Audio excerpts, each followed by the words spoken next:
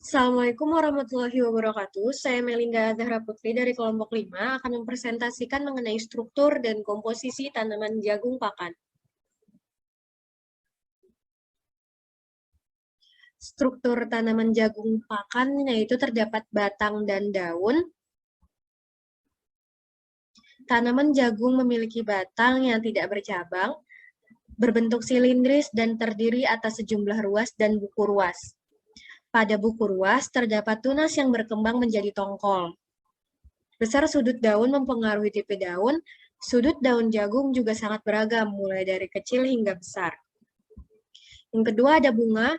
Bunga jantan dan betinanya terdapat dalam satu tanaman. Bunga betina tongkol muncul dari aksilari apices tajuk. Bunga jantan atau tasel berkembang dari titik tumbuh apikal di ujung tanaman. Pada tahap awal, kedua bunga memiliki primordia bunga biseksual. Tongkol dan biji. Tongkol jagung yang terletak pada bagian atas umumnya lebih dahulu terbentuk dan lebih besar dibanding yang terletak pada bagian bawah. Setiap tongkol terdiri atas 10 hingga 16 baris biji yang jumlahnya selalu genap. Biji jagung disebut karyopsis. Dinding ovari atau perikarp menyatu dengan kulit biji atau testa, membentuk dinding buah. Fase perkecambahan dan pertumbuhan tanaman jagung pakan. Yang pertama, dia terdapat 3 tahap. Yang pertama ada fase perkecambahan, yang kedua ada fase pertumbuhan vegetatif, dan yang ketiga ada fase reproduksi. Fase perkecambahan, benih jagung umumnya ditanam pada kedalaman 5-8 cm. Bila kelembapan tepat, maka akan bermunculan kecambah pada hari ke-4 sampai ke-5 setelah ditanam. Pada kondisi lingkungan yang lembab, tahap permunculan berlangsung 4-5 hari setelah ditanam. Namun, pada kondisi yang dingin atau kering, permunculan tanaman dapat berlangsung hingga 2 minggu setelah tanam atau lebih. Fase pertumbuhan vegetatif, yang pertama ada fase V3-V5, yaitu jumlah daun yang terbuka ada 3-5. Fase ini berlangsung pada umur 10-18 hari setelah berkecambah. Lalu ada fase V6-V10, jumlah daun terbuka sempurna 6-10. Fase ini berlangsung pada umur antara 18-35 hari setelah berkecambah. Ada fase V11-Vn, jumlah daun terbuka sempurna ada 11 sampai daun terakhir 15-18. Fase ini berlangsung pada umur tanaman antara 33-50 hari setelah berkecambah. Lalu ada fase tasseling atau VT, berbunga jantan. Fase ini berkisar antara umur 45-52 hari. Lalu ada fase R1 atau silking.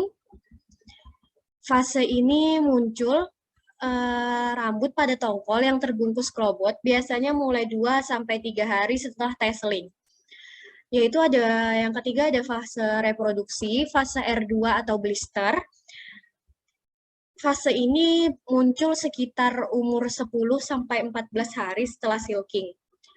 Ditandai dengan rambut tongkol sudah kering dan berwarna gelap, ukuran tongkol klobot dan jenggal hampir sempurna, biji sudah mulai nampak dan berwarna putih melepuh. Lalu ada fase R3, masak susu. Fase ini terbentuk pada umur 18-22 hari setelah silking. Pengisian biji yang semulanya bening lalu berubah seperti susu.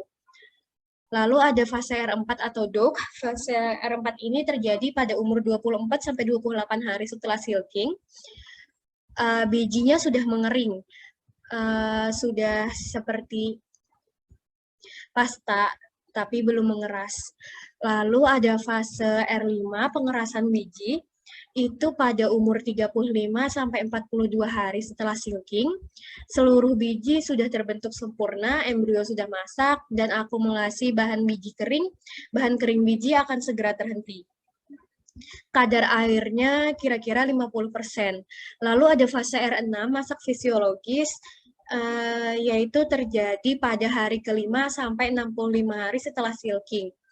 Pada tahap ini, biji-biji tongkol akan mencapai bobot kering maksimum. Lalu, Ada komposisi kimia biji jagung. Komposisinya terdapat ada pati. Pati merupakan komponen utama biji jagung, yaitu ada 70% dari bobot biji. Lalu ada serat pangan, ada vitamin, ada mineral, dan lemak, dan protein. Sekian dari saya. Terima kasih. Wassalamualaikum warahmatullahi wabarakatuh.